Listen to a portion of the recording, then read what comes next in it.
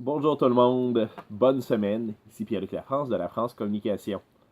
Aujourd'hui, je vous parle de service à la clientèle. Parce que service à la clientèle, je le crois fermement, c'est ça qui va vous démarquer de vos concurrents, des autres entreprises dans le même domaine que vous. Et de plus en plus, service à la clientèle, ça passe par le web, ça passe par les médias sociaux. Il faut être capable de répondre rapidement, de répondre courtoisement. Je vais vous donner quelques petits trucs. Première chose, ben oui, assurez-vous de répondre vite. On le voit d'ailleurs sur Facebook.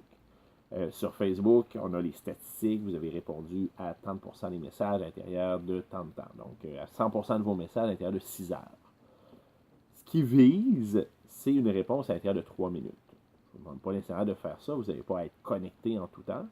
Par contre, pour aider vos statistiques, c'est possible, à un moment donné, de demander à un ami de nous envoyer des messages auxquels on répond rapidement. Dans tous les cas, ce qui est très important, c'est d'avoir le dernier mot dans une conversation.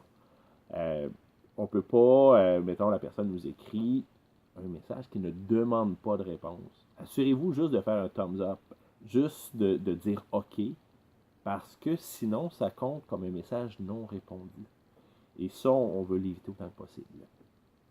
L'autre chose, c'est quand quelqu'un prend la peine de nous écrire un message, même si c'est une plainte, toujours voir ça comme un cadeau. Voir ça comme la personne a pris le temps de nous écrire. Parce que la plupart des gens insatisfaits vont juste rien dire ou parler autour d'eux, mais nous ne le diront jamais. Donc, si quelqu'un prend la peine sur votre page Facebook d'écrire une plainte, une critique sur le service, sur le produit, sur votre entreprise en général, et même si la personne a le tort, parce que ça arrive des fois des gens frustrés, il faut faire attention à la façon de répondre. On commence toujours par remercier. Dire ben, merci d'avoir pris la peine de nous répondre. C'est impossible. Il n'y a personne sur la Terre, à moins d'être vraiment de mauvaise foi, qui, après s'être fait remercier, va pogner les nerfs et partir dans une série de messages qui n'en finissent plus.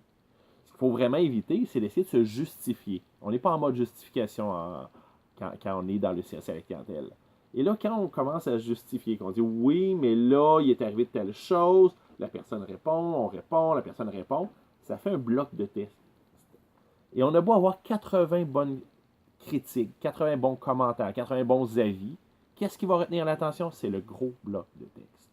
Donc, on remercie, on fait preuve de courtoisie et on dit qu'on va en tenir compte dans nos décisions. Idéalement, on ne le fait pas vrai, mais comme je dis, ça arrive des fois que le message a plus ou moins rapport.